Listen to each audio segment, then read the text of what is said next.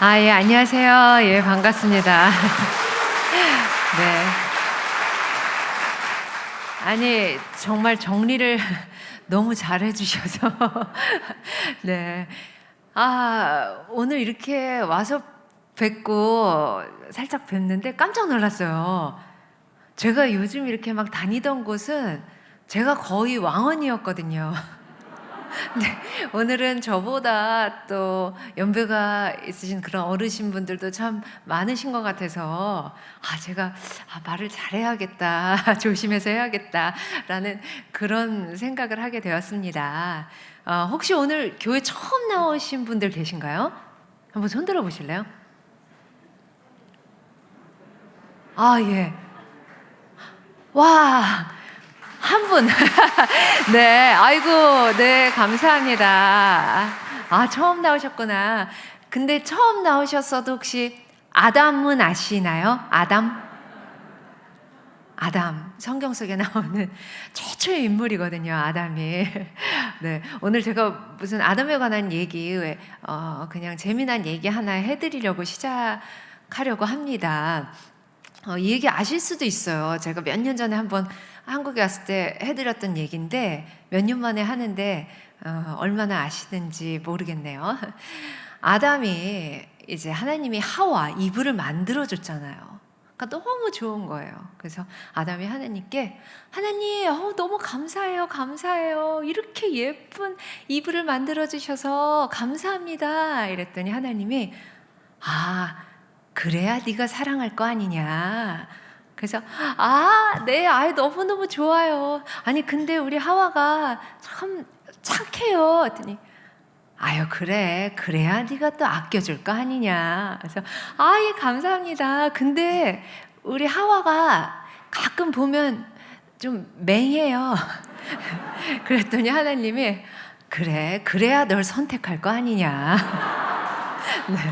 혹시 얘기 아시는 분 손 들어 보실래요? 아셨던 분? 한 분도 없어요.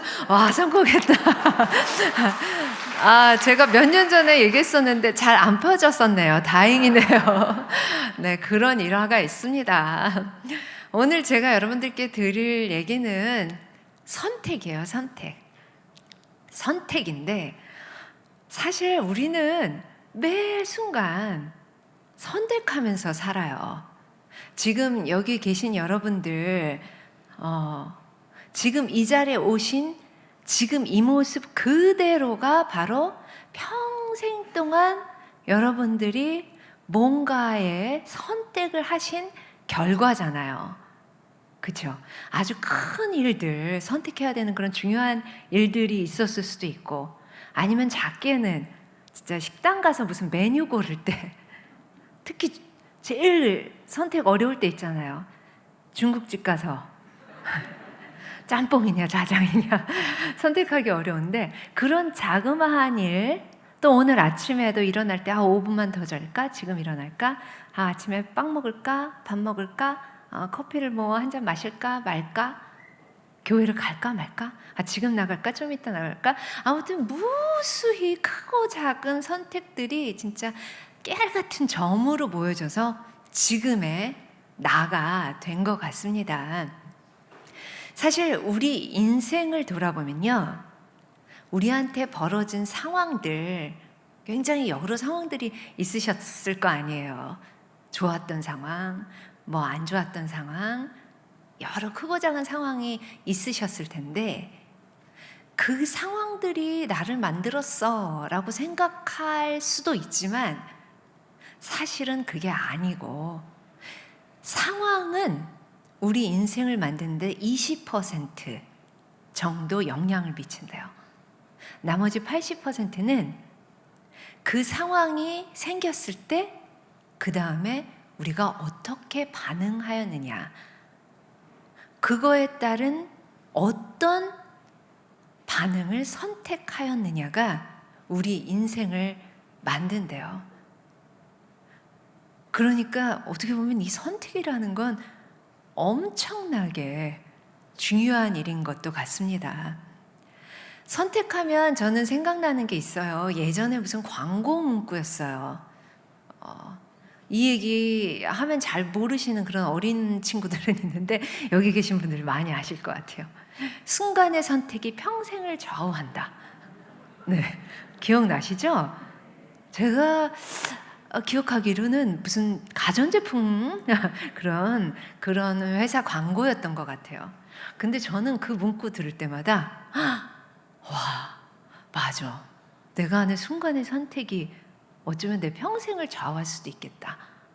굉장히 무게 있게 저한테 다가왔었거든요. 그리고 예전에 막 뭐 딴딴 딴딴딴 딴딴딴 이 음역이 아니었나요?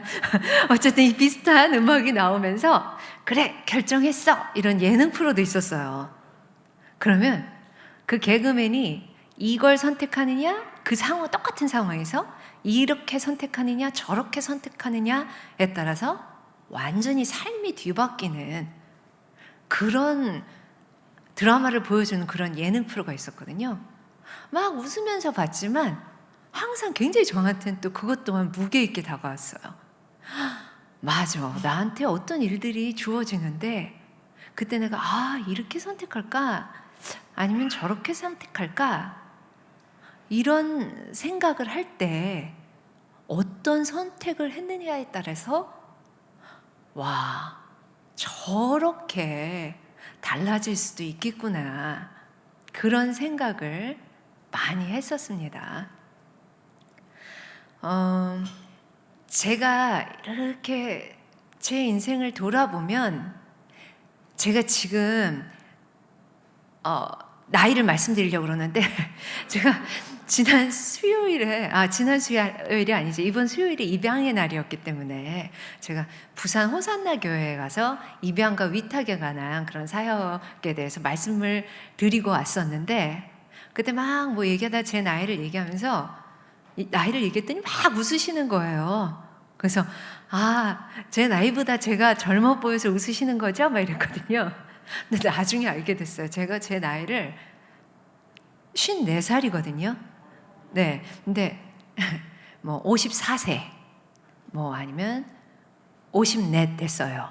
아니면 54살이 이렇게 얘기할 수 있잖아요. 근데 제가 저는 54살입니다. 이렇게 얘기를 했었던 거였어요. 그래서 막 웃으셨어요. 근데 저는 제 나이보다 역시 젊게 봐주시나 보다 해서 저도 이거 좋은 웃음이신 거죠? 막 이랬었습니다. 제가 54살이에요. 근데 이렇게 돌이켜보면 와, 참 내 인생에 크고 작은 여러 가지 일들이 많았었구나. 그리고 그 일들에 있어서 내가 때로는 옳지 않게 선택했을 때도 있겠지요, 분명히.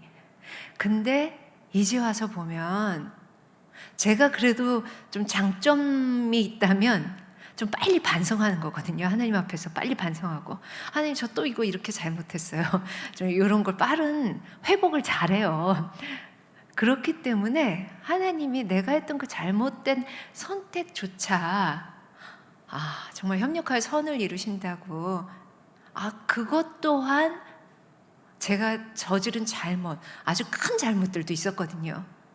그걸 통해서 또 저를 제가 회개하고 반성할 때 저를 또 세워주는 제 자신의 제가 좀 인간 될 수 있게 좀 이렇게 키워주는 그런 일로 바꿔주시고 그런 걸 무수히 경험을 했습니다. 은혜지요. 정말 은혜 아니면 나서지 못하는 이 찬양을 제가 참 좋아하는데 정말 제가 그래요. 하나님의 그 은혜가 없으셨다면 저는 이 자리에 나올 수조차 없는 정말 이런 표현을 써서 죄송하지만 버러지 같고 괴수 같은 그런 사람 중에 하나거든요. 근데 은혜로 제 잘못된 선택조차 나를 하나 자라날 수 있게 해주는 그런 기회로 삼아주시고 이렇게 키워주셨다는 데 대해서 너무나 눈물 나도록 매 순간이 감사해요. 이렇게 돌아볼 때 선택이라는 건 좀 뭔가에 내가 집중을 하고 있느냐와도 참 관계가 큰 것 같아요. 여러분들께 좀 질문을 드릴게요. 답변은 못 듣지만 마음속으로 한번 대답을 해보시길 바랍니다. 여러분들 왜 사세요? 여러분들 잘 살고 계신가요? 어떻게 사는 게 잘 사는 걸까요? 여러분들 뭐에 집중하고 사시나요? 내가 뭐에 집중하고 사느냐에 따라서 많은 내 선택이 좀 달라지는 것 같더라고요. 내가 뭐에 집중하고 살지 하고 생각을 하시는 분들은 한번 내 수첩 같은 게 있다면, 약속 수첩 같은 거, 그걸 한번 보세요. 내가 약속하고 또 내가 살아왔던 이렇게 하루에 보내는 그런 시간들, 그게 모여서 한 달이 되고 1년이 되고 이런 시간들을 볼 때 내가 제일 많이 투자한 시간, 그게 내가 집중하고 있는 일이겠죠. 또 하나, 내 카드 내역서를 한번 보신다면 내가 뭐에 집중하고 사는지 볼 수가 있어요. 한번 생각해 보세요. 주로 내 카드 내역서에는 어떤 것들이 이렇게 찍히나요? 쇼핑?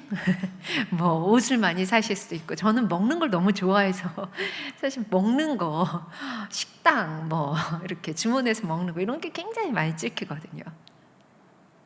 그런데 이렇게 카드 내역서를 돌아볼 때 너무 나를 위한 것들만 가득하고, 누군가를 돕는 뭐 단체라든지 뭐 어디 선교사님께 이렇게 자동 이체에 걸어서 보낸다든지 이런 게 많지는 않아도 한 개도 없다면 조금 내 삶을 하면서 좀 돌아봐야 될 것 같다는 생각은 들어요. 그리고 요즘은 또 시대가 달라져서 SNS, 인스타, 뭐 페이스북 이런 걸 좀 많이 하잖아요. 그러니까 그걸 보면 사람을 새로 알게 돼도 그 사람의 인스타나 뭐 페이스북이나 뭐 이런 걸 보면 그 사람이 뭐에 관심이 있는 분이구나, 뭐에 집중하고 사시는구나, 어떤 분이시구나가 아주 그래도 조금은 보이더라고요. 오늘은 저보다 또 나이 많으신 언니 오빠들 어머니 또래 아버님 또래도 계시니까 인스타 페이스북 하시는 분들 한번 손 들어보시겠어요?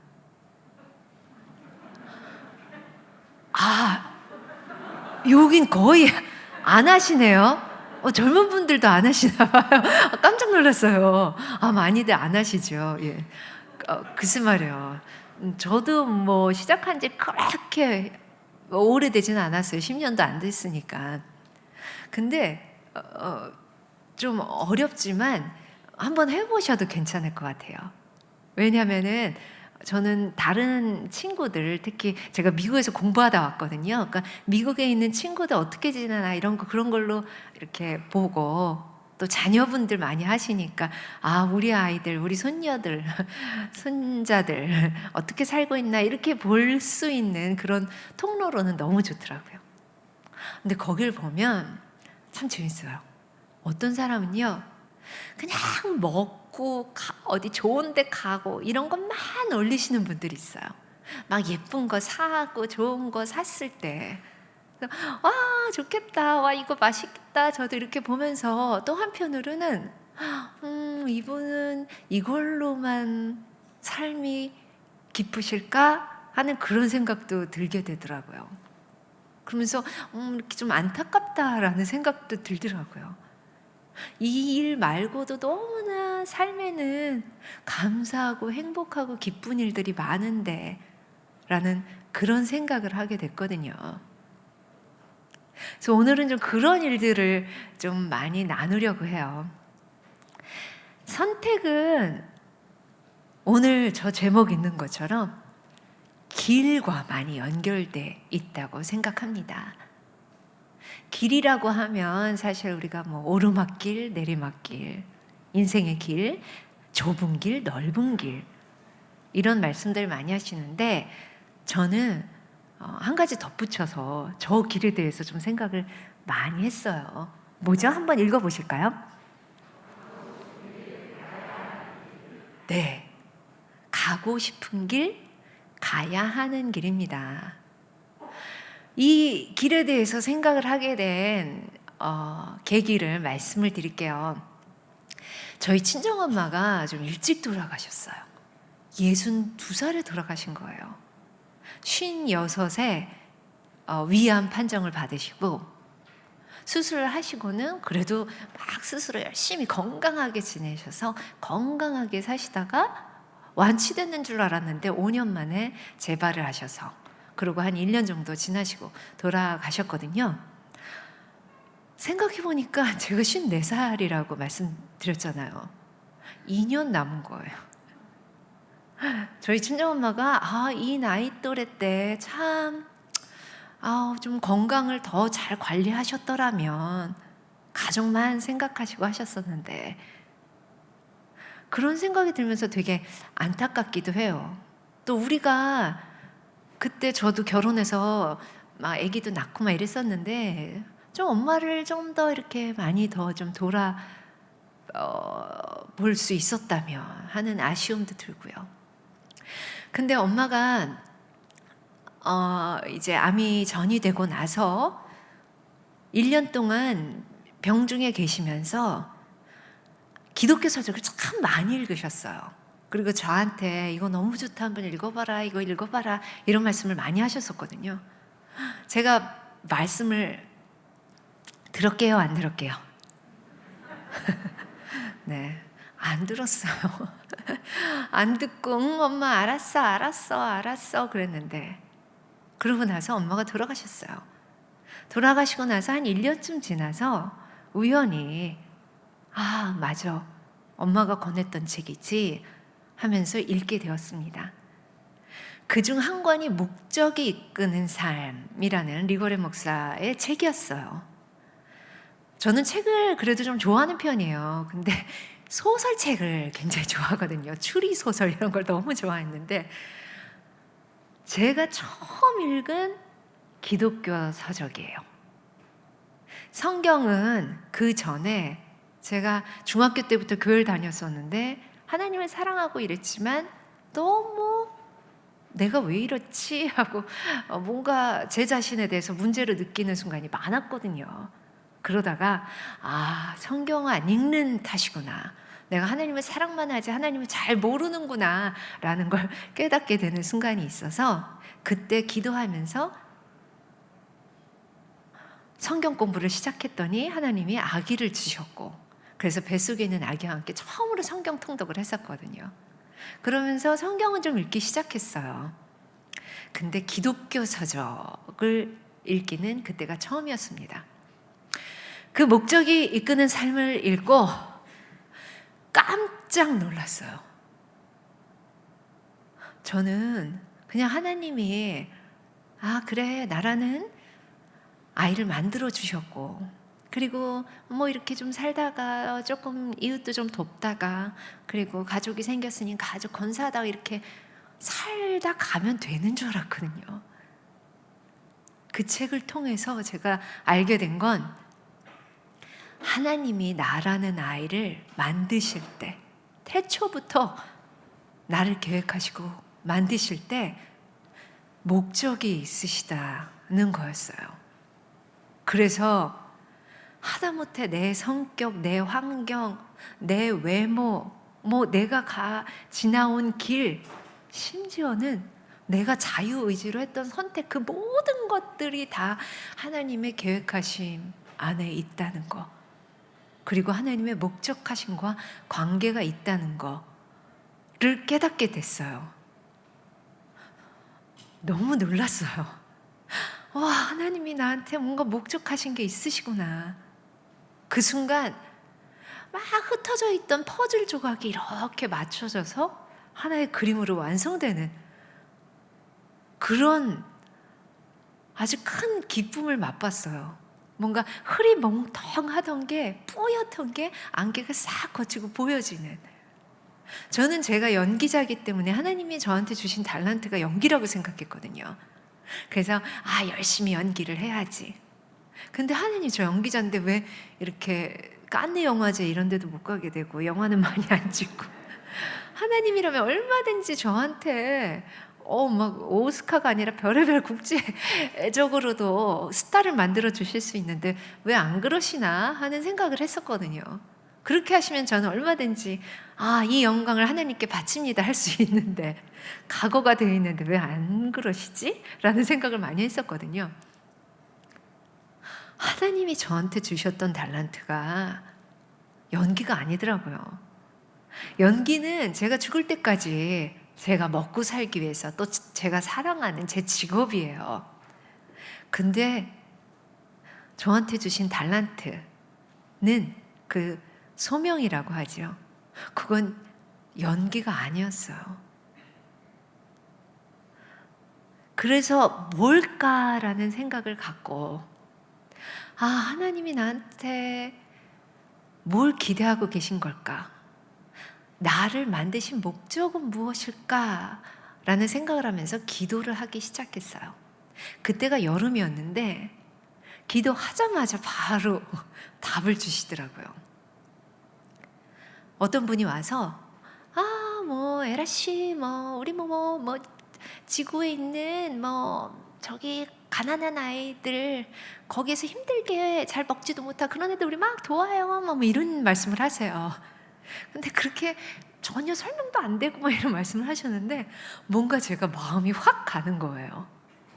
그래서 뭔지 알아보려고 그 단체는 어떤 일을 하고 그리고 어떤 성과가 있고 하는 걸 보기 위해서 제가 또 좀 못된 성격이 있어서 좀 사람을 잘 못 믿거든요.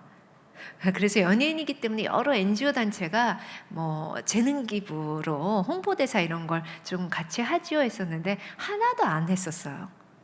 근데 이상하게 그 단체에 대해서 제대로 듣지도 못했는데 마음이 가고 그래서 비전 트립이라는 걸 가게 되었습니다. 그리고 가서 봤어요. 그 단체가 어떤 일을 하고 있구나. 컴패션이거든요. 이렇게 세계 각국의 가난한 아이들을 돕는구나. 근데 그냥 물고기를 주는 게 아니라 물고기 잡는 방법을 가르치는 아주 힘들지만 어려운 양육이라는 방법을 택했구나. 그리고 아이들에게 진짜 가난이 뭔지를 알려주는 단체구나. 못 먹고 못 배우고 못 사는 게 다가 아니고 정말 가난은 어떤 상황에서든지 내가 얼마나 소중한 존재인지, 내가 얼마나 사랑받아 마땅한 존재인지, 하나님이 나를 얼마나 사랑하시는지, 나를 만드신 주인이신 하나님을 모르는 게 진짜 가난이구나. 그래서 그 단체를 알려야겠다 해서 홍보대사를 시작하게 되었습니다.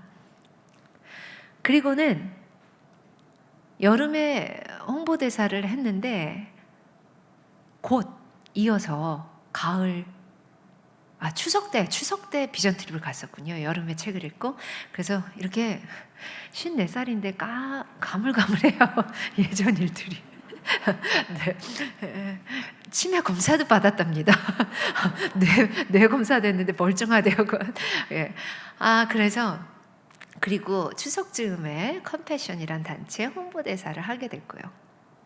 그리고 하나님이 저에게 칭찬을 해주고 싶으셨는지 입양을 하게 해주셨습니다. 저는 처녀 때부터 어릴 때부터 막 형제 자매 많은 친구들이 너무 부러웠어요. 전 오빠랑 단둘이 컸거든요. 외롭게 커서 나는 나중에 결혼하면 집에 아이를 많이 낳아야지, 낳다 힘들면 입양도 해야지 막 이런 생각을 했었거든요. 그리고 특히 자매 있는 친구들이 너무 부러웠어요. 언니나 여동생 있는 아이들이 정말 부럽고 너무너무 좋겠다. 그래서 나도 나중에는 딸을 워낙 좋아하거든요. 그래서 딸을 꼭 낳고 딸이 생기면 자매나 여동생 꼭 만들어줘야지 이런 생각을 많이 했었거든요. 근데 결혼해서 아이를 하나 낳고 낳다는 힘들겠다. 이제 그만하고 입양을 해야겠다. 이런 생각으로 돌아섰습니다. 그래서 입양에 대한 마음은 한참 있었는데 복지원이라고 영아원 신생아들 가정에서 자랄 수 없는, 부모 밑에서 자랄 수 없는 그 아이들이 있는 곳이 있어요. 거기에 봉사도 다니고 했었어요. 근데 아이를 좀 키워놓고, 아들을 키워놓고, 이제는 진짜 입양을 좀 해야 되나 보다 하면서 봉사를 갔었는데, 그냥 봉사 다닐 때와 다르게 입양을 마음에 두고 가니까 너무 어려운 거예요, 마음이. 왜냐면 아이들 여러 명이 누워있는데 이 중에 누군가 한 명만, 내가 뭐 골라서 데려오는 건 아니지만 아무튼 한 명만 내 아이가 되고 다른 아이들은 아이가 될 수 없다면, 이 생각에 못하겠다, 그냥 관두고 열심히 봉사나 하자, 이런 마음을 가졌었습니다. 근데 그 즈음이 컴패션하고 우리 입양할 때쯤, 그때가 제가 그렇게 마음을 갖고 봉사한 지 한 10개월쯤 됐던 것 같아요. 그러니까 딱 가임 기간 정도 됐겠죠.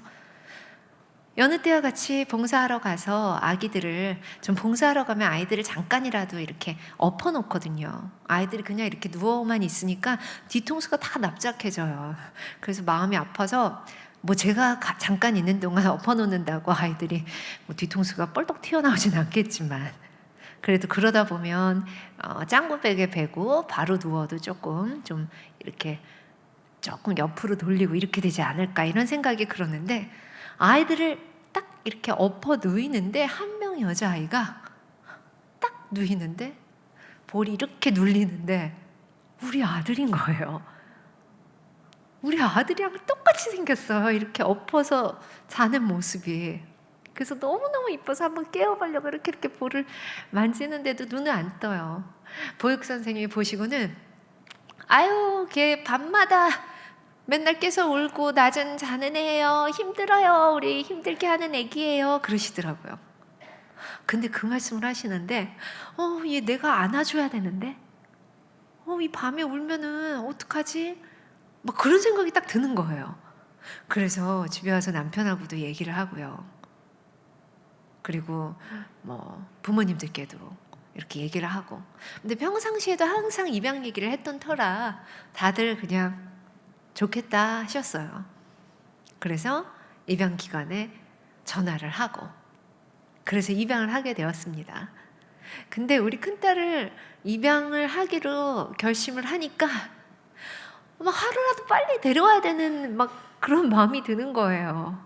거기서 제대로, 아기들이 워낙 많고 보육 선생님들이 몇 명 안 되니까. 근데 또 봉사자를 함부로 받을 수도 없어요. 신생아들인데 어떤 바이러스를 갖고 계실지 모르니까. 그래서 봉사자도 쉽게 받을 수도 없고. 그러니 보육 선생님들이 너무 어렵게, 아이들이 막 비슷한 시간에 오는데 일일이 다 안고 먹일 수가 없으니까 이렇게 타월을 둥그렇게 말아서 아기 옆에 놔둬요. 그리고 젖병을 이렇게 물려줘요. 그러면 아기가 이렇게 빨아먹는데 숨 차면 확 놓치기도 하잖아요. 그러면 그 다음에 시야가 아직 안 보이니까 막 허공에다 이렇게 허우적대요, 아기들이. 젖꼭지를 못 찾고. 그런 상황이거든요. 그러니까 우리 애기, 우리 딸 울면 내가 안고, 밤에 잠 안 자면 내가 안고 우유 먹여야 되는데 막 이런 생각이 들고 안타까웠어요. 근데 입양 절차 밟고 있는 중에, 그때는 또 입양 특례법이 없어서 그나마 좀 빨리 될 수 있었어요. 근데 입양 절차 밟고 있는 중에 영화원에서 전화가 온 거예요. 우리 딸이 해외 입양 대상자라는 거예요. 그래서 내가 그럼 입양 안 되나요? 이랬더니 아니, 괜찮대요. 근데 왜 해외 입양 대상자예요? 이랬더니 아이 심장에서 소리가 들린대요. 근데 우리나라에서는 입양을 하고 아이가 조금이라도 아프면 파양을 그렇게 많이 한대요. 아이를 못 키우겠어요 하고 도로 돌려보내는 거죠. 그래서 조금이라도 아픈 아이들은 다 해외 입양 대상자래요. 근데 그 얘기를 듣는데 그냥 우리 아들이 아프다는 얘기로밖에 안 들렸어요. 그래서 죽을 병인가요? 그랬더니 그렇지 않고 좀 나이가 들면 수술하면 되고, 그리고 아니어도 뭐 자라다가 그냥 저절로 이렇게 붙을 수도 있고 괜찮다고 하시더라고요. 그래서 그렇다면 아무 상관없다고 하면서 아이를 데려왔습니다. 근데 수술도 안 했는데 뭐 지금 멀쩡하게 잘 뛰고 전혀 뭐 이상 있는 것 같지가 않아요. 우리 큰딸을 처음에 데려왔는데 아이가 막 이렇게 둘러보는 것 같아요. 태어난 지 한 달 안 됐을 때 입양 왔거든요. 근데 막 이렇게 둘러보는 느낌이에요. 그래서 안타까운 마음이 들더라고요. 마치 난 또 여기 어디 왔지? 여기는 어디지? 이런 것 같더라고요. 한 달도 안 된 애기가. 그도 그럴 것이 신생아가 태어나면 한 5 내지 7 군데를 돌아요. 우리 딸도 지방에 있다가 거기서 병원에 갔다가 또 서울로 오면서 여기서 또 병원에 갔다가 또 뭐 어디에 갔다가 이런 식으로. 그래서 그런가? 그래서 그런 건 아니겠지만 막 그런 애틋함도 생기고, 그리고 울지를 않는 거예요. 처음에는 뭐 밤에는 울었지만 네, 보면 기저귀가 흠뻑 젖어 있는데도 울지를 않아요. 왜냐하면 아까 말씀드린 것처럼 보육 선생님 한정돼 있고 아이들은 많으니까 아이들이 울 때마다 다 일일이 반응을 못 해줘요. 그러다 보니 아이가 울어도 소용없다는 걸 본능적으로 알게 되고 그냥 울지 않고, 그러니 그 아기 때부터 애착이 생기겠나요? 안 그렇거든요. 그래서 입양을 가게 된다면 또는 위탁가정에 가게 된다면 다행이지만 그렇지 못한 아이들은 경계성 지능장애, 그게 지적장애보다는 좀 약한 거예요. IQ가 한 90 정도 안 되는 거. 그 아이들은 애착만 잘 생겨도 그렇게 안 될 수 있는데 그렇지 못했기 때문에 보육원에 있는 아이들이 한 7, 80%는 그런 상태에 있다고 해요. 너무 마음이 아팠습니다. 우리 딸들을 입양을 하고 너무 행복했죠. 그리고 또 저는 가야 하는 길을 가게 됐어요. 50을 바라보면서 유학을 간 거예요, 미국으로. 평생 좀 유학이라는 로망이 있긴 했었어요. 한 번도 외국에서 생활해 본 적도 없고, 형편이, 저희 가정 형편이 제가 유학 갈 만큼 되지 않았기 때문에 제 친구들은 막 그때 막 그 당시 유학 가는 게 붐이었거든요. 다 유학을 가는데 아이들이 유학 갔다가 방학 때 놀러 오면 막 영어를 하고 뭐 분위기가 너무 달라지고 부러웠어요. 근데 저도 유학을 한번 가보고 싶다라는 생각을 평생 하고 살았죠. 근데 이렇게 애셋을 데리고 갈 줄은 몰랐어요. 아, 이거는 내가 꿈꿨던 유학은 아닌데 라는 생각도 하면서 힘들기도 했어요. 유학을 간다 그러니까 주위에서 아니 유학을 왜 가? 한참 활동하지, 이제 50대고 이러면 또 어려울 텐데 한 살이라도 더 젊을 때 활동하고, 그리고 아니 지금 이 나이에 무슨 공부를 해? 제가 공부하러 간 거거든요. 많이들 걱정을 해주셨어요. 그러다 보니까 저도 좀 두려워지는 거예요. 저는 일을 하고 있었기 때문에 늘 살림을 도와주는 도우미 아주머니도 집에 계셨고, 그리고 매번 운전해주고 함께 다니는 매니저도 있었고, 근데 유학을 가면 그런 게 아무도 없는 거잖아요. 근데 제가 공부해야 되죠. 말도 안 통하죠. 막 두려워지는 거예요. 그래서 진짜 안 가야 되나? 막 이런 생각인데 아침에 큐티할 때마다 하나님이 마음을 주시는 거예요. 그리고 계속 그 찬양이 떠올라졌어요. 나 주저함 없이 그 땅을 밟으면, 그 찬양을 부르면서 그래, 가라시니까 그냥 가면 되지, 이거 내가 가야 하는 길인가 보지 하면서 떠났습니다. 그냥 잠깐만 공부하고 그러고 와야지 했었는데 5년 반이나 있게 되었어요. 그 5년 반 동안 50세가 되었고요. 그리고 코로나가 터지기 직전에 2019년 12월 28일 날 이제 귀국을 했어요. 그러고 났더니 며칠 있다가 중국 우한에서 무슨 뭐가 생겼다는 거예요. 근데 그 일 때문에 우리가 이렇게 귀한 3년 가까이를 놓치게 되리라고는 상상도 못했죠. 근데 아무튼 갔다 와서 그 5년 반이 저에게 얼마나 귀한 시간이었던지요. 저는 기독교 상담학을 공부했거든요. 근데 상담학교였기 때문에 우리 미국에 있는 교포들, 특히 영어를 못하는 교포들이 많다. 근데 그 사람들한테 진짜 문제가 많고 그들을 상담해야 된다라는 취지로 만들어진 학교였어요. 조그만 학교였는데 그랬기 때문에 모국어 상담을 당연히 해야 되기 때문에 영어 수업은 별로 많지 않고 한국어 수업이 많은 그런 학교였어요. 그래서 제가 갈 수 있었던 건데 기독교 상담학을 공부하면서 저를 너무 많이 돌아보게 되었어요. 아, 나 이렇게 문제가 많은 아이였구나. 하나님 바라보실 때 얼마나 찌찌찌 하실 때가 많았을까.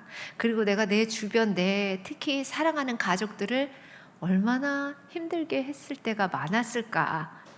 이런 생각을 하게 되었습니다. 그리고 제가 공부를 하러 가면서 제 기도 노트가 있거든요. 거기에 한 문장 적어 놓은 게 있었어요. 제가 입양을 하니까 주위에서 입양에 관심 있는 분들이 많이 저에게 질문들을 하시더라고요. 나도 입양 관심 있는데 어떻게 하면 될까? 막 이런 말씀들을 많이 하시는데 그래서 막 알려드렸죠. 근데 막상 딱 2가정 입양을 했고 그렇게 질문들을 많이 하셨음에도 불구하고 입양을 1가정도 못 하셨더라고요. 그래서 그래, 입양이 쉬운 건 아니지. 그리고 내가 원해도 가족들 또 내 주위의 부모님, 어르신들 다 그래도 함께 동의가 돼야 되는 일이니까 쉽지 않겠지.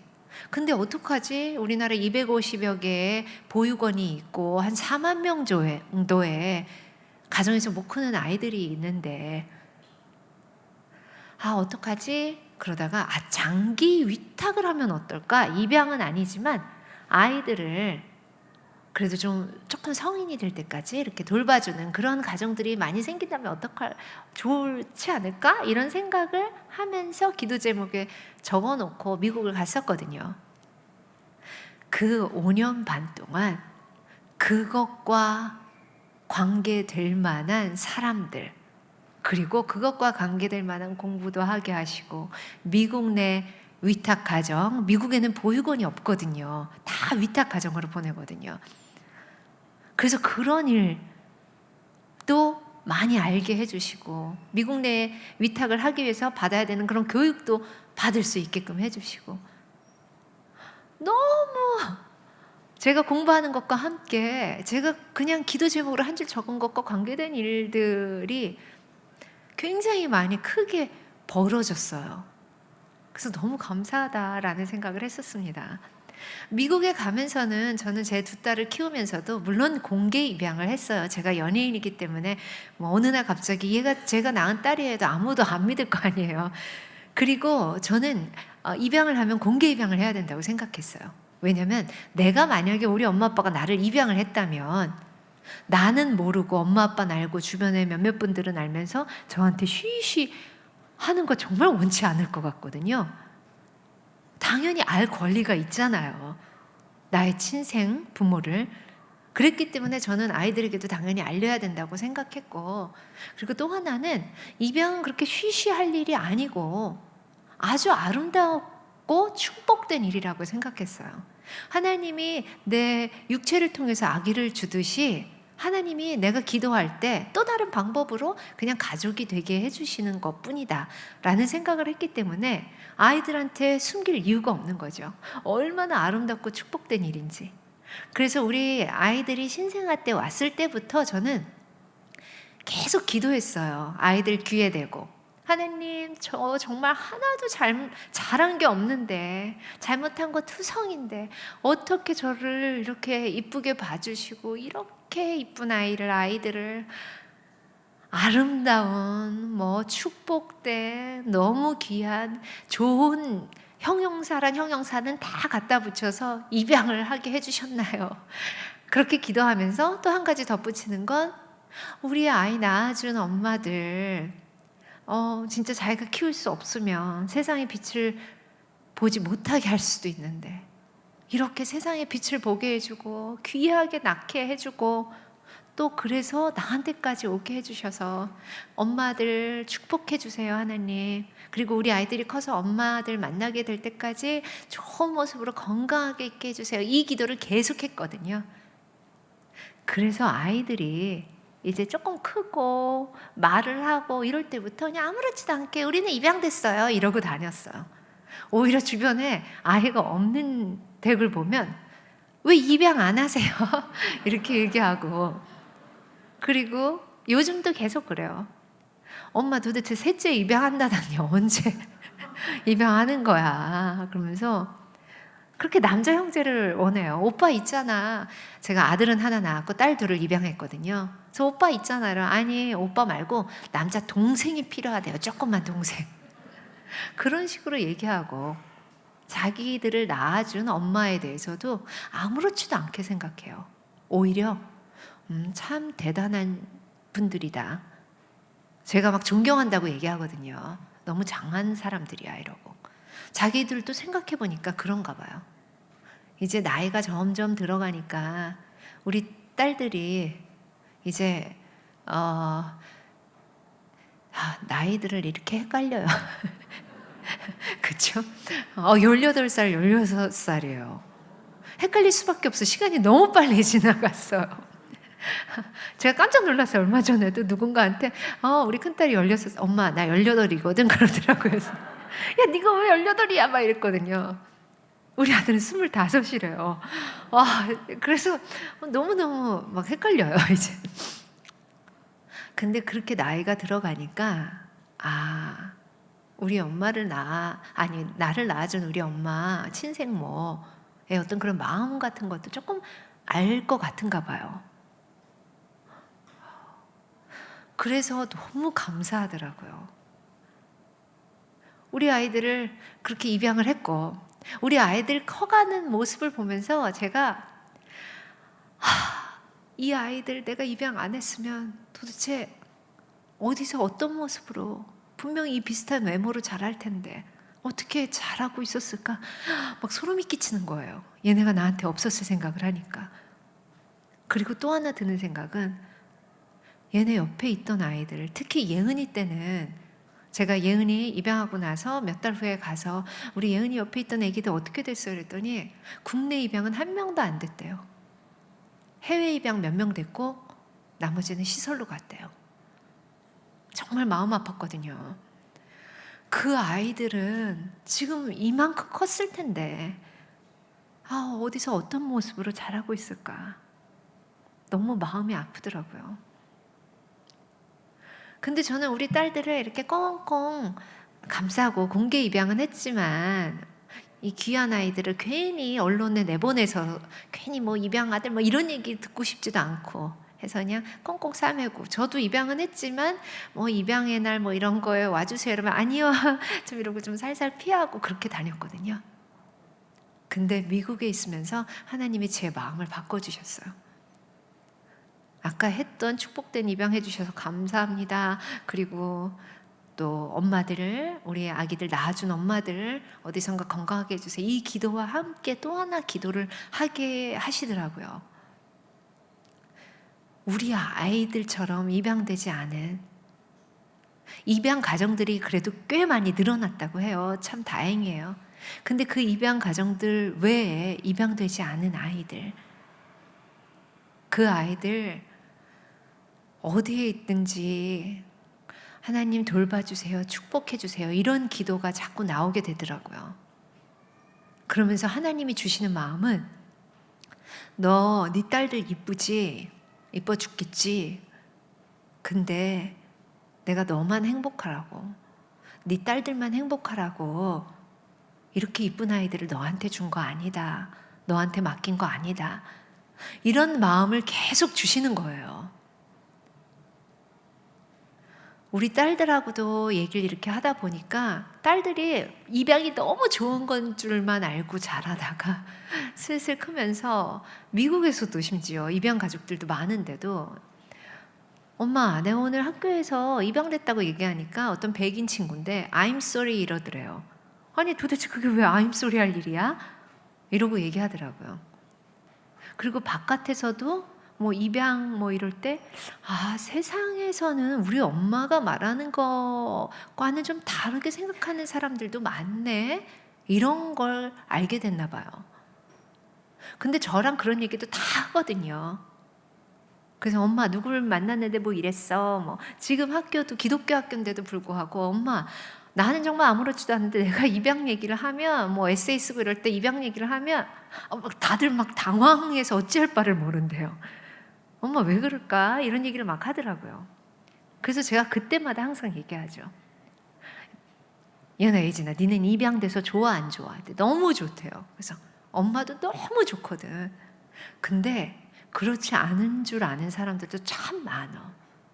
그래서 우리가 이 좋은 걸 우리끼리만 좋으면 안 되고 많이 알리라고 하나님이 너희한테는 엄마한테는 너희를 주신 것 같아. 그래서 우리 알리자 이런 얘기를 하거든요. 그럼 좋다 그래요. 이제는 동역자 같아요. 그리고 얼마 전부터는 함께 보육원에 가거든요. 남동생은 그렇게 원했는데 우리 남편이 더 이상 입양은 못 하겠대요. 목 디스크, 허리 디스크가 있어서 아기를 안아줄 수가 없어서 아기를 못 안아주는데 이 나이에 아기를 데려와서 어쩌겠냐고. 그랬더니 우리 딸들이 그럼 위탁이라도 하자 막 아빠를 꼬시고 하는데 저도 활동을 하고 막 이러니까 위탁도 쉽지가 않고 그래서 우리 그럼 봉사하자. 그래서 보육원에 가서 봉사를 하고 있어요. 매주 가지요. 자기네 소원대로 남자애들하고 실컷 놀더라고요. 애기들하고 노는데 애기들이 뭐 올라타고 매달리고 육체적으로는 정말 힘들거든요. 아이들도 다크서클이 이렇게 내려오고 집에 오는데 한 두세 시간 놀다 오는데 또 그렇게 힘들어요. 그런데도 매주 엄마 이번 주에는 언제 갈까? 이러고 항상 물어봐요. 너무 고맙죠. 유학을 갔다 왔어요. 역시 가야 하는 길이었지요. 어떻게 보면 굉장히 쉬워요. 우리가 뭔가를 놓고 선택할 때. 할 때 생각해 보세요. 이게 내가 가고 싶은 길일까? 가야 하는 길일까? 내가 지금까지 가고 싶은 길만 가면서 살아왔다면 이제는 한번 생각해 보세요.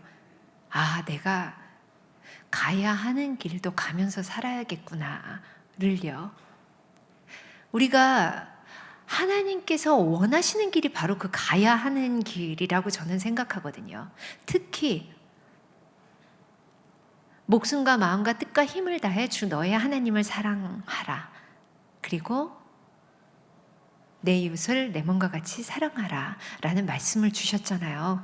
그 두 가지 계명밖에 안 주셨는데 신약에서는 하나님을 사랑하는 거 외에도 우리는 우리 이웃을 사랑해야 되는 그 계명을 주셨고 그게 바로 우리가 가야 하는 길이라는 생각이 듭니다. 우리 주위에 정말 자기 힘으로는 도저히 설 수 없는 강도 만난 자 같은 사람들이 많고 그 사람들을 제사장이나 레위인처럼 지나치는 게 아니라 선한 사마리아인처럼 함께 손잡고 일으켜 세워 갈 때 그게 바로 우리가 가야 하는 길이라고 생각하거든요. 가야 하는 길을 가시는 여러분이 되면 좋겠어요. 제가 미국에서 오면서 맞아. 하나님이 나한테 이렇게 이쁜 아이들을 맡기셨을 때는 그렇지. 나도 가야 하는 길을 가야겠지. 하면서 왔습니다. 역시 제 뜻이 아니고 하나님 뜻이라는 게 느껴지더라고요. 와서 코로나가 이렇게 있었지만 희한하게도 그 가운데 하나님이 만나야 될 사람들을 계속 만나게 해주시고 그리고 가야 할 곳에 가게 해주시고 뭔가를 이렇게 막 시작하기보다는 계속 준비할 수 있게, 또 제가 또 단련이 필요한 부분은 또 계속 또 단련도 해주시고 이렇게 해주시더라고요. 그러면서 코로나가 이제 팬데믹이 완전히 끝나진 않았지만 그래도 조금 많이 좋아지면서 이제 그 일들을 직접적으로 할 수 있게 만들어 주셨어요. 컴패션을 하면서 항상 우리나라에도 어려운 아이들이 많으니까 언젠가는 또 우리나라 아이들도 도울 수 있으면 좋겠다 이런 생각을 했었거든요. 지금도 물론 컴패션 홍보대사긴 하지만 야나라는 단체가 생겼어요. 야나는 고아와 과부를 돌보라는 그 하나님의 정말 계속 말씀하신 그 말씀을 바탕으로 You are not alone, 가족이 되어주자는, 너는 혼자가 아니야 라고 얘기하는 그런 단체거든요.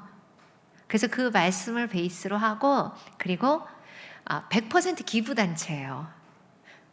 우리가 기부할 때는 아무래도 당연히 단체들마다 운영을 해야 되니까 운영비를 쓸 수밖에 없는데, 이 단체는 운영비는 또 운영비를 내는, 저도 뭐 그 단체의 홍보대사지만 저도 운영비를 내고 이렇게 운영비를 내는 사람들도 따로 있고, 기부를 하려고 누군가 아이들을 돕기 위해서 기부를 하겠다 하는 그 기부금만큼은 100% 아이들을 위해 쓰자 하는 그런 단체고요. 100% 투명한 단체예요.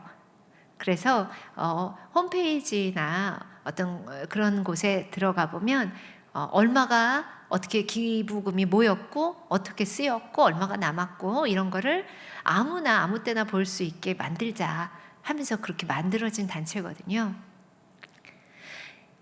근데 뭔가 새롭게 일을 하기보다는 이미 그런 아이들을 돕는다는 일은 사실 4가지 정도거든요. 우선 그 아이들이 생기지 않게 웬만하면 친생 부모가 키울 수 있게 한부모 또는 미혼모를 돕는, 그래서 아이를 키워주세요 하는 돕는 단체들이 첫 번째. 그리고 두 번째는 그럼에도 불구하고 못 키우겠다고 하면 신생아일 때, 저처럼 신생아 입양은 저는 낳아도 받고 입양도 했으니까 알 거 아니에요. 똑같거든요. 근데 연장아 입양이라고 해요. 좀 큰 아이들. 한 6개월만 넘어가도, 돌 정도만 넘어가도 아이들과 그 애착을 만드는데 신생아 입양만큼 쉽지 않아요. 아주 어려워요. 그래서 큰 아이들을 입양한 가정들 많은 어려움을 겪는 것도 보게 됩니다. 그릇이 훨씬 크신 분들께 하나님이 연장안을 맡기시는 것 같아요. 좀 그릇이 작아서 신생아를 맡겨주셨고요. 그래서 웬만하면 그렇게 못 키우게 된 아이들은 좀 신생아 때 입양을 갈 수 있도록. 근데 우리나라 법이 그렇지가 않더라고요. 그래서 너무 안타까워요. 아이들을 신생아 때부터 그냥 시설에서 키우다가 그렇게 보내게 돼요. 그게 참 안타까운 일인데요. 그래서 그렇게 보낼 수 있게 하는 그런 입양과 또는 위탁 가정에서라도 키울 수 있게 그런 기관, 그 다음엔 그렇지도 못했던 아이들, 이미 시설에 있는 아이들, 그리고 아이들 힘들게 돌보시는, 어렵게 돌보시는 보육사를 도울 수 있게 하는 거, 세 번째. 그리고 네 번째는 시설에서 퇴소하는 퇴소생들이 사회에 잘 적응할 수 있도록 돕는 그런 일이 고아 사역이더라고요. 근데 이미 그런 일을 위해서 열심히 일하고 계신 분들이 참 많으시더라고요. 큰 단체 아니고 정말 작은데 열심히, 뭐 목사님이 사모님이랑 같이 막 어떤 미혼모 임신했으면 막 해서 입양 보내지 말고 우리가 어떤 식으로든지 함께 도울 테니까 아기를 낳고 키우자, 막 이렇게 설득하시는 분들도 계시고, 이런 작고 정말 그런 아이들을 위해서 열심히 일하시는 17개 단체를 저희가 선별을 했어요. 그래서 그 단체들을 돕고요. 야나 파트너라고 그러고요. 그리고 또 하나는 저처럼 야나인이 있어요. 야나는 지금 지정 기부금 단체라서 개인한테 기부금 영수증을 써드릴 수는 있지만 사단법인은 아직 아니에요. 절차를 밟고 있거든요. 그래서 기업이 후원을 하고 싶어하는 것들이 있으면 영수증을 못 써드려요. 그래서 못 받을 때도 있는데, 그러기 위해서 사단법인을 밟고 있는데 대표, 이사 이런 게 필요하대요. 근데 그분들도 전혀 월급 안 받고 오히려 운영비를 저처럼 내고 있고, 저랑 똑같이 야나인이라고 해서 기부도 하시고, 여러분들도 기부하시면 좋겠어요. 근데 SNS를 안 하시는 것 같으니까 그 앱을 알려줘도 조금 어려울 것 같긴 해서 그건 다른 루트로, 다른 기회로 또 알려드릴 수 있으면 좋겠고요. 아무튼 그 체리라는 기부 플랫폼 앱이 있어요. 거기로 하면, 그게 이제부터 어려운 얘기입니다. 블록체인 기반이기 때문에 누가 얼마 내고 어떻게 쓰이고 이게 다 기록으로 남는 거래요. 저도 잘 모르는 부분인데 아무튼 거기에 보면 야나라는 게 있습니다. 그래서 기부하고 또 봉사하는 분들을 모으는 거예요. 봉사자를 모으는데 아까 말했던 그 4가지 일에 관계된 그 17개의 단체에서 매칭이 돼서 봉사를 할 수 있는 거예요. 근데 제일 중요한 건 교육을 받아야 돼요. 왜냐하면 교육을 안 받으면 그 단체에서 어렵대요. 교육 받지 않고 봉사자들이 오니까 한 번 재미삼아 호기심 삼아 궁금해서 이렇게 왔다가 또 안 오기도 하고, 올 때마다 뭘 새롭게 애들은 이렇게 해주세요 이런 걸 가르치고 그런 게 너무 어렵다 그래서 이 안에는 아예 봉사자들은 교육을 해서 보내드릴게요. 이렇게 해서 야나 아카데미가 있어요. 야나 아카데미가 어렵습니다. 2시간 반씩 3주나 교육을 해야 돼요. 길죠? 그 정도는 해야 좀 준비가 되거든요. 그래서 9월부터는 일반인을 대상으로 그 교육을 할 생각입니다. 그런 야나인이 있고요. 그리고 야나 119라고 야나에서 열심히 하는 사업 중에 하나는 퇴소생들이나 또는 아이들, 그 17개 단체에 있는 아이들이 아플 때가 있어요. 근데 아플 때 퇴소생들 생각해 보세요. 보육원에서 나왔어요. 나라에서 주는 고작 예전엔 500이었는데 지금 한 1,000만 원 돈 준다고 해요. 근데 그거 갖고 어떻게 집을 구하고 어떻게 살아요? 직장도 없는데. 근데 그 아이들이 아프기라도 하면 병원에 못 가는 거예요. 특히 보험도 안 되는 그런 치료가 생기면. 그래서 야나 119는 그걸 안타깝게 여긴 의사 선생님들이 주변 의사분들, 친구분들 한 50여 개, 그래서 병원들을 컨택해서 본인들이 돈 내서 그 아이들을 거기 병원도 데려가지고, 그러면 병원이 우리가 야나랑 연계되어 있는 병원이니까 그 아이들에게 잘해주기도 하고 잘 치료해주고 치료비도 좀 싸게 해주시고, 그리고 나머지 금액은 또 야나에서 내기도 하고, 이렇게 해서 아이들을 병원에 데려가주는 그런 야나 119가 있고요. 그리고 야나 USA가 있어요. 워낙 야나는 미국에서는 시작된 지 오래됐거든요. 그래서 여름마다 와서 보육원에서 성경 공부, 영어 성경 공부도 해주고, 보육원에서 보육원 아이들과 보육 선생님을 초대해서 미국도 돌아다니게 구경도 시켜주시고 이런 일을 하는 미국 쪽의 야나인들도 계시고요. 이런 걸 만들게 해주셨어요. 저는 그냥 생각만 했었거든요. 근데 어떻게 이런 일이 이렇게 이루어졌지? 그리고 그 홈페이지에 또한 재능 기부자가 홈페이지 만드는 것도 돈이 많이 든다 그러더라고요. 근데 어떻게 재능 기부하겠습니다 하면서 홈페이지도 그렇게 만들어 주신 거고요. 그리고 앞으로 교육하고 이러려면 장소도 필요할 텐데 어디 교회를 좀 알아볼까 이랬는데, 어느 갤러리 하시는 분이 저희가 좋은 장소가 있어요 하면서 그런 것도 내주신다 그러고요.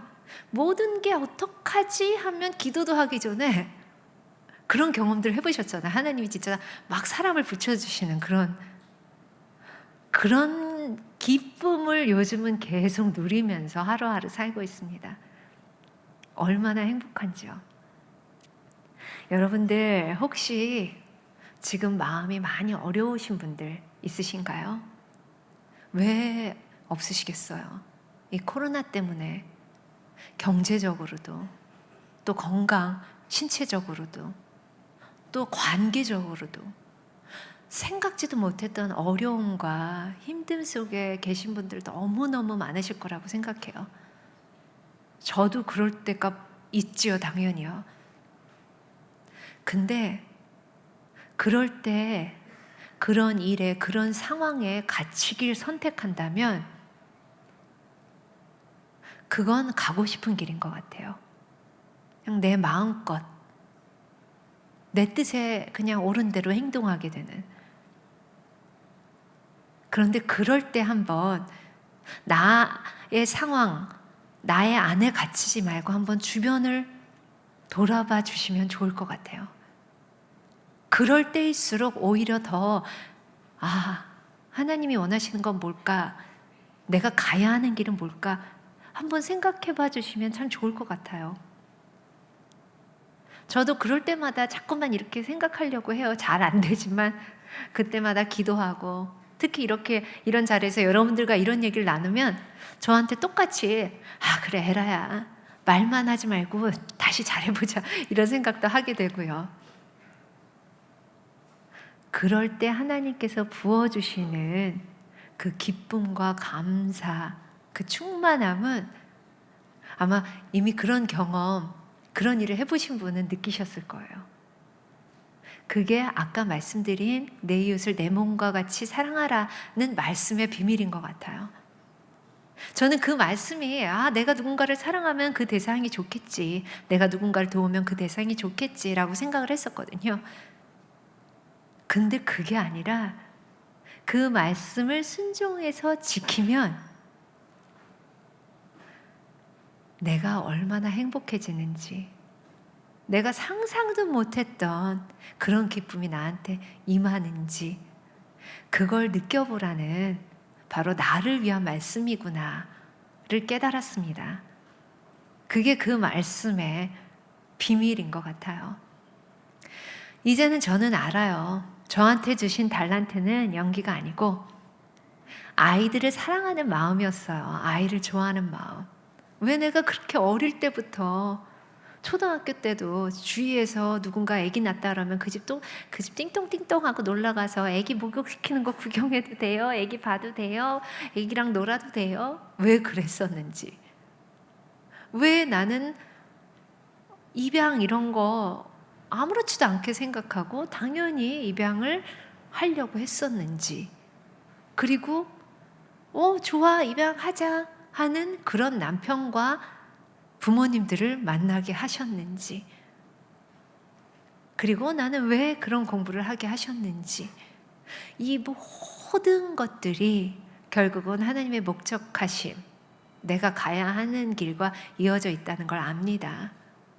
아이를 좋아하는 그 마음, 하나님이 저에게 주신 달란트예요.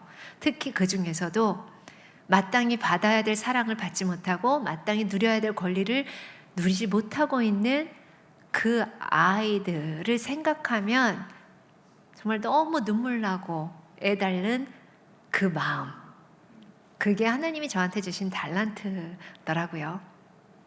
그래서 달란트를 땅에 묻지 않고 열심히 굴려보려고 합니다. 우리 언젠가 하나님 앞에 마주대할 날이 있을 거잖아요. 하나님 독대할 날이 분명히 오잖아요. 그렇죠? 그때 하나님 앞에서 무슨 말씀 하실 수 있으실 것 같으세요? 저도 아무 말도 못하고 그냥 막 그 경외함에 막 두려워 떨 것 같아요. 근데 그나마 가야 하는 길로 갔던 그 얘기는 조금 하나님께 말씀드릴 수 있을 것 같아요. 하나님, 제가 하나님이 맡겨주신 아들 2딸 그래도 열심히 키우려고 노력하다 왔어요. 그리고 하나님, 그 외에 하나님이 바라보시는, 그 안타깝게 바라보시는 그 한 명 한 명의 어린 아이들, 그 마음 아파하시는 그 아이들을 위해서 그래도 조금이라도 하나님 마음을 전하려고 노력하다 왔어요. 이 말씀 그거밖에 못 드릴 것 같아요. 여러분들은 하나님 앞에서 어떤 말씀을 드리실 건가요? 어떤 말씀을 드리실 계획이신가요? 없으셨다면 우리 오늘부터 그걸 하나씩 만들어가면 좋겠다라는 생각이 듭니다. 여러분들 감사합니다.